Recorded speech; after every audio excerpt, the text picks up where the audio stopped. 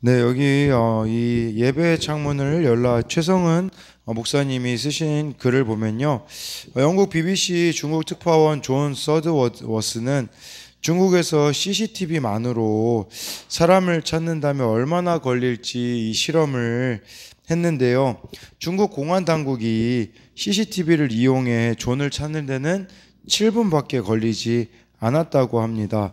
우리나라에도 CCTV가 벌써 공공 분야에 설치된 게 100만 대가 넘는다고 하는데 정말 이 수천만 대 카메라가 우리를 지켜보고 있는 셈인데 이것이 범죄와 또 사고 예방에 큰 공을 세우는데요.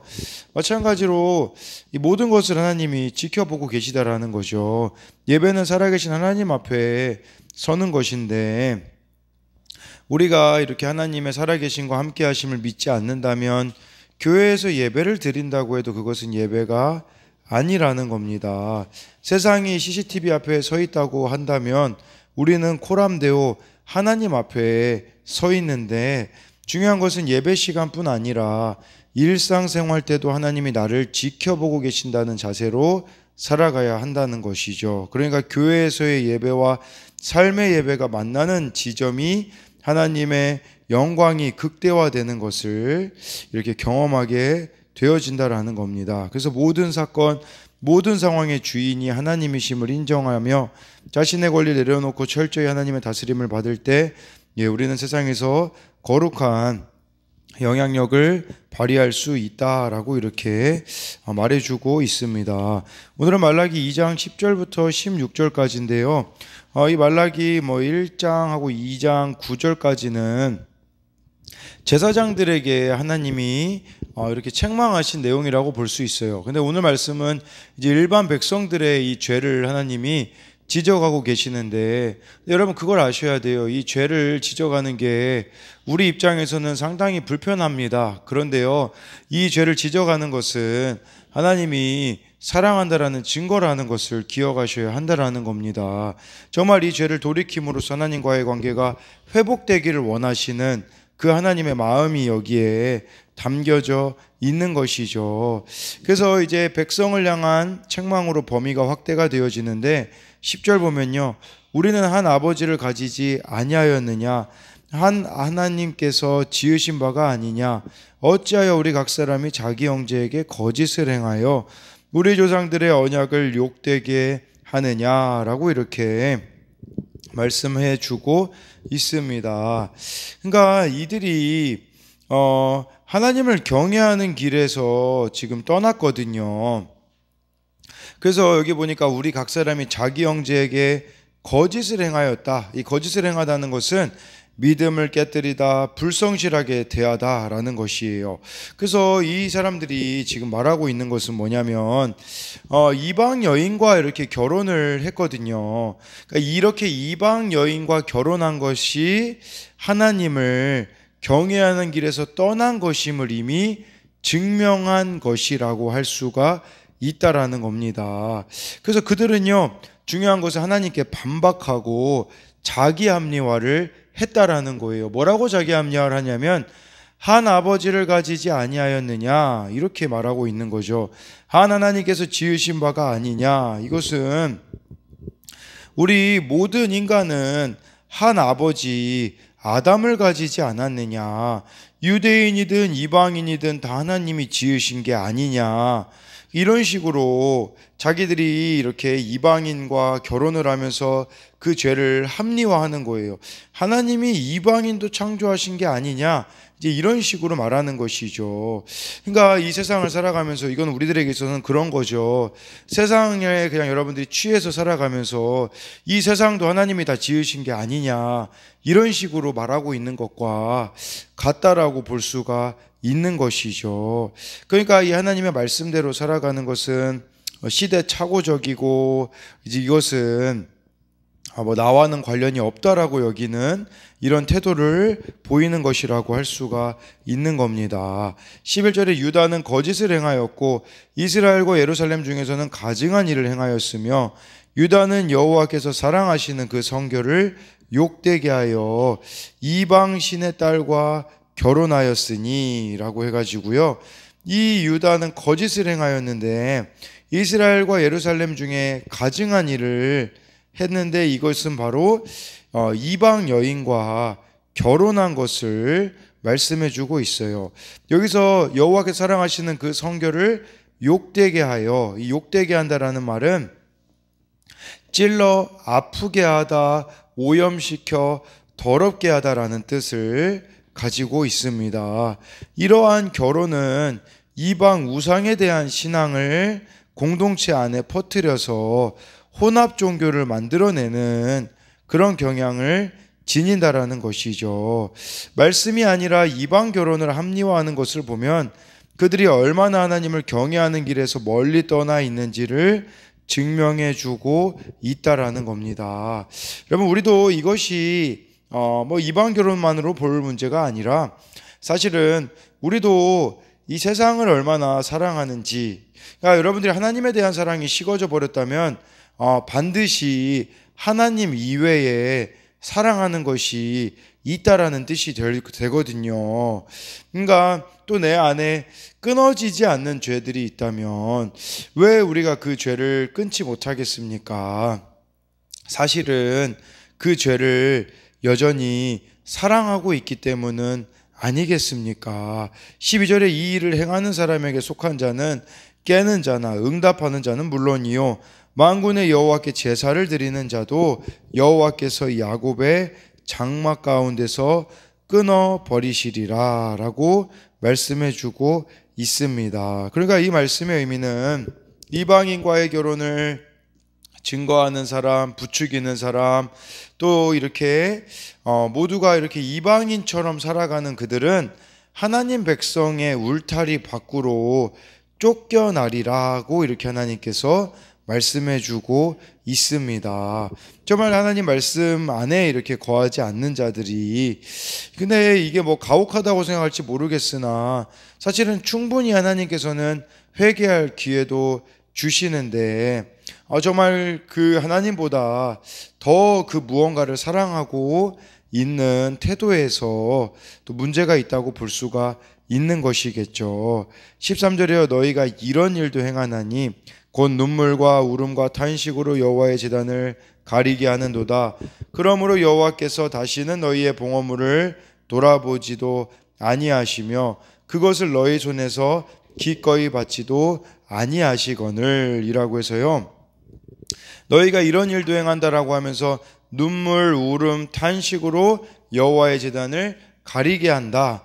이거는요 크게 봐서는 두 가지 의미가 있어요. 지금 오늘 말씀에서 말하는 이 이방 결혼은요 사실은 좀 그런 의미로 볼 수가 있어요. 이게 14절 말씀하고 연결시켜 보자면 원래 결혼을 했어요. 결혼을 했는데 이혼을 하고서는 이제 다른, 그러니까 믿는 사람과, 우리를 뭐라고 표현을 해야 될까요? 같은 유대인끼리 결혼을 했는데 이제 이혼을 하고서는 이방 여자를 이렇게 아내로 맞이하는 그런 상황이라고 볼 수가 있겠고요. 지금 여기서 말하는 눈물과 울음과 탄식으로 여호와의 제단을 가리게 한다라는 것은 이 상대방 배우자, 여자들이겠죠. 이 여자들에게 막 피눈물 나게 하는 거예요. 남자들이. 이혼뿐 아니라 학대도 여기에 들어가 있는 거예요. 아내를 학대하고 눈물 나게 하는 남자들. 근데 이 남자들은 무슨 생각을 갖고 있냐면 그 당시는 이 예배를, 제사를 남자들이 드렸거든요. 그러니까 이 남자들은 무슨 생각을 하냐면 여자들은 집에만 있으니까 어차피 예배 자리에 못 나오니까 괜찮아. 근데 하나님은 그 여인이 집에서 울고 있는 그 눈물, 울음, 탄식도 듣고 계시다라는 거죠. 이것은 우리들에게 무엇을 말하는 거겠습니까? 하나님은 예배 자리에서의 우리의 모습만 보고 계시는 분이 아니라는 거예요. 여러분들의 그 일상도 우리 하나님은 보고 계시다라는 것이죠. 그러니까 이 일상에서의 예배도, 여러분 우리가 이 예배가 이곳에서뿐 아니라 여러분들이 일상 가운데도 드려져야 한다라는 것입니다. 근데요 여러분, 저 그렇다는 생각을 좀 하게 되더라고요. 우리가 좀 이 예배의 자리는 사실은 이렇게 회개하는 자리도 맞아요. 이 예배 자리에 나와서 죄를 깨닫고 회개하는 자리도 맞지만 우리의 영혼을 점검하는 시간도 된다라는 뜻이에요. 정말 여러분들이 한 주간 어떻게 살았는지는 예배 자리에 나오면 다 드러나게 되어 있습니다. 그래서 정말 이 예배 자리 가운데 한 주간 믿음으로 살았는지 믿음으로 살지 않았는지가 드러나는 그런 자리가 되기 때문에 이곳에서만 여러분들이 예배를 드리는 것이 아니라 삶의 자리에서도 이렇게 일상 가운데 말씀대로 살아가는 정결함을 유지해야 된다라는 것이겠죠. 그리고 이것은 또 그런 의미로도 생각해 볼 수가 있어요. 아무리 눈물과 울음과 탄식을 한다고 할지라도 죄로부터 돌이키지 않으면 소용이 없다, 이렇게도 볼 수가 있어요. 여러분, 후회와 회개는 다릅니다. 후회는요 많은 눈물을 흘릴 수 있어요. 회개는요 눈물 한 방울도 안 흘려도 할 수 있는 게 회개예요. 회개는 뭐냐면 내가 이게 죄라는 걸 알잖아요. 그러면 끊어버리는 게 회개예요. 눈물이 날 수도 있고 안 날 수도 있고 눈물이 중요한 게 아니에요. 그러니까 우리가 죄를 끊어내지 않으면 하나님이 받으실 수가 없다라는 거예요. 여기 13절에 보니까 다시는 너희의 봉헌물을 돌아보지 아니하시며, 이 봉헌물이라는 것은 속죄제를 말하는 거거든요. 속죄제는 죄를 사하는 제사인데 정말 이렇게 죄를 끊어내지 않으면 이렇게 속죄제를 드린다고 해도 용서받을 길이 없다라는 거예요. 충분히 용서의 기회를 하나님은 주시지만 우리가 하나님의 그 사랑보다는 죄를 더 사랑하고 있기 때문에 끊어내지 못하는 것이 있다라는 것이죠. 그러니까 우리가 문제의 본질을 보지 못하고 태도와 행동을 바꾸지 않는다면 아무것도 해결할 수 없다는 것을 기억해야 한다라는 겁니다. 14절에 너희는 이르기를 어찌 됨이니까 하는도다. 이는 너와 내가 어려서 맞이 아내 사이에 여호와께서 증인이 되시기 때문이라. 그는 내 짝이요 너와 서약한 아내로되 내가 그에게 거짓을 행하였도다 해가지고요. 지금 일반 백성들이 하나님께 항변하고 있어요.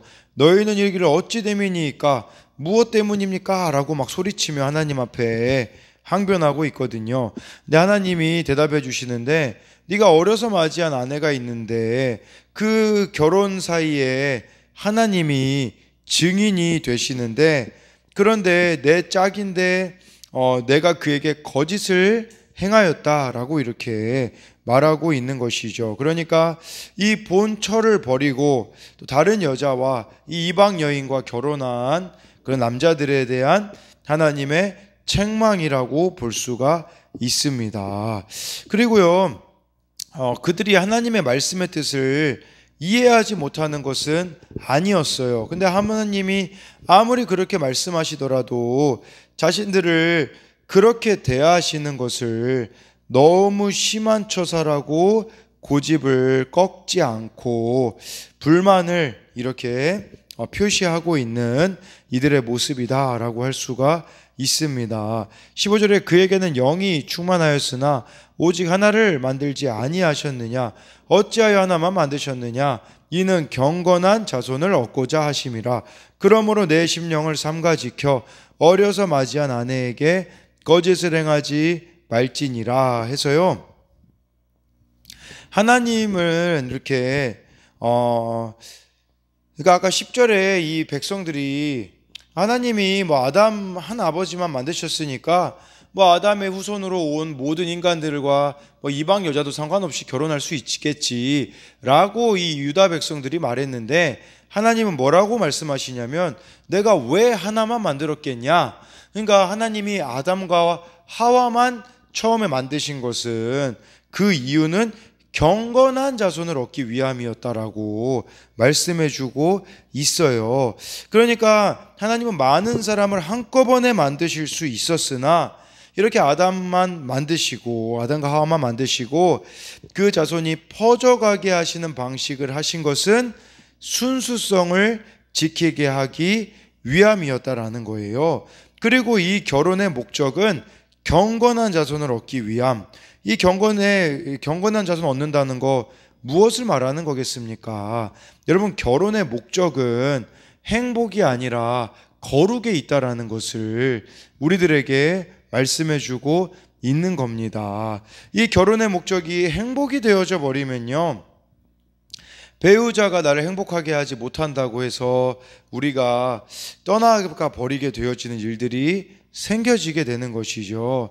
그러니까 이 거룩이라는 것은 나의 어떤 감정이나 나의 어떤 의지나 나의 어떤 상황이나 환경과 상관없이 그 가운데 하나님이 이 결혼을 허락하셨고 이 가정의 주인이시라는 것을 믿음으로 바라보며 어떤 상황에 있다고 할지라도 포기하지 않는 것이 바로 거룩이라는 거예요. 결혼 생활에만 포함되겠습니까? 이웃을 사랑하는데도요, 거룩이 필요한 거예요.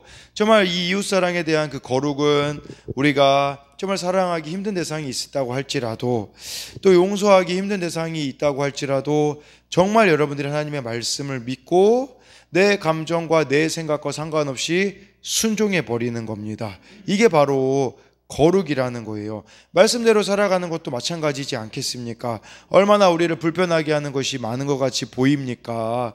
왜 이렇게 성경을 우리들에게 하지 말라는 것이 많은 것처럼 보입니까? 그러나 그것을 하였을 때 정말 하나님께서는, 여기도 나와 있잖아요, 그에게는 영이 충만하였으나, 뭐 이렇게 표현을 해주고 있는데, 그렇게 거룩한 삶을 우리가 살아갈 때에는 우리에게 있어서 하나님이 부어주시는 은혜와 또 성령으로서의 충만함들이 그 가운데 있지 않겠습니까? 그래서 정말 여러분들이 결혼의 목적, 우리들의 삶의 목적은 거룩이라는 것은요, 더 쉽게 말씀드리면요, 하나님을 닮아가는 것입니다. 그래서 여러분들의 삶 가운데는 정말 이렇게 하나님을 닮아가는 모습이 있어야 한다라는 겁니다. 16절에요. 이스라엘의 하나님 여호와가 이르노니 나는 이혼하는 것과 옷으로 학대를 가리는 자를 미워하노라. 만군의 여호와의 말이니라. 그러므로 너희 심령을 삼가 지켜 거짓을 행하지 말지니라. 여기서 나는 이혼하는 것과 옷으로 학대하는 자를 미워한다. 이것은 그 당시에 남자들이 자기 아내가 있었음에도 불구하고 이제 이방 여인이, 아마 여러 가지 목적이 있었겠죠. 뭐 이방 여자가 더 아름다웠든지, 아니면은 그 이방 여자와 결혼함으로써 뭐 이렇게 물질을 더 많이 이렇게 얻을 수 있었는지, 그런 것은 정확히 모르겠으나 이렇게 이혼하는 거, 또 옷으로 학대를 가리는 자, 아내를 폭행하는 자를 하나님은 미워하신다고 하고 있는데, 근데 여러분, 이 이혼하는 거, 옷으로 학대 가리는 것을 물론 실제적인 이혼과 아내 학대로도 볼 수 있겠지만, 이것은 여러분들이 그런 것으로도 볼 수 있는 것이죠. 그냥 여러분들이 이렇게 세상의 가치를 두고 살아가는 거, 네, 그것과 또 옷으로 학대를 가리는 것은 정말 이 세상에서 우리의 죄가 하나님이 보시지 않는다고 생각하여서 이렇게 우리가 우리 인생의 주인이 되어서 살아가는 그런 모습들을 하나님은 미워하고 계시다라는 것을 이렇게 말씀하고 있어요. 모든 것을, 쉽게 말하면요, 16절은 내가 모든 것을 다 지켜보고 있다, 그 말이에요. 그러므로 너희 심령을 삼가 지켜 거짓을 행하지 말지니라 라고 이렇게 말씀하고 있습니다. 그러니까 하나님께서는요, 모든 것을 다 보고 계시기 때문에 정말 너희들이 나를 경외한다면, 정말 너희들이 나를 사랑한다면 모든 악에서부터 떠나라고 이렇게 하나님께서 말씀하고 있습니다. 우리 잠언 1장 7절에 그런 말씀이 있거든요. 여호와를 경외하는 것이 지식의 근본이거늘 미련한 자는 지혜와 훈계를 멸시하느니라. 하나님을 경외하는 게요, 지식의 근본이래요. 이 근본이라는 말은 창세기 1장 1절에 태초에 하나님이 천지를 창조하시니라, 태초라는 단어와 근본이라는 단어가요, 동의어입니다. 동의어. 그러니까 하나님을 경외하는 것이 근본이다. 이것은 바로 모든 지식은, 진리는 하나님을 경외함으로 시작이 된다라는 거예요. 그러니까 진리가 없는 사람들은 이렇게 악으로 악을 덮는 악순환 속에 인생이 점점 파멸을 향하여서 간다라는 것을 말씀해 주고 있는 거예요. 그렇기 때문에 여러분들이 지식의 근본인 하나님을 알아가셔야 합니다. 그리고 하나님이 여러분들에게 원하시는 그 방식대로 살아갈 때에야만 정말 여러분들 안에는 바로 이렇게 악으로 악을 덮는 악순환이 펼쳐지는 것이 아니라 정말 여러분들에게는 새로운 삶이 시작될 수가 있다라는 것이죠. 여러분들에게는 어떤 이런 힘듦과 문제들과 여러 가지 상처들과 고통들이 있습니까? 하나님께로 나오십시오. 그리고 하나님의 방식대로 여러분들이 살아가려고 몸부림칠 때에 하나님은 점점 여러분들의 삶 가운데 얽혀 있는 것들을 하나하나 풀어가시기를 이렇게 하신다라는 겁니다. 솔직히 낙심하지 않는 사람이 어디 있겠습니까? 염려가 없는 사람이 어디 있으며 두려움이 없는 사람이 어디에 있겠습니까? 중요한 것은요, 여러분들이 어디에 반응하느냐예요. 어디에 반응하느냐. 저도 두려움을 느낍니다. 염려도 있고요. 때로는 낙심할 때도 있어요. 그러나 그 염려와 낙심과 두려움을 세상 방식으로는 해결하려고 하지 않습니다. 술이나 여러 가지 중독이나 세상 것으로 해결하려고 하지 마시고, 그때가 어느 때냐면 하나님께 나아올 때라는 사실이에요. 우리는 이 갈림길에 서 있어요. 문제 없는 인생들이 어디에 있겠습니까? 그러나 그 문제를 가지고 하나님으로 가느냐, 세상으로 가느냐는 처음에는 차이가 없어 보여요. 그러나 점점 그 차이는 메꿀 수 없는 그런 벌어짐이라는 것을 여러분들이 기억하심으로써 힘들지만 그 힘든 마음을 가지고 하나님께 나아오는 여러분들이 되시기를 소망합니다.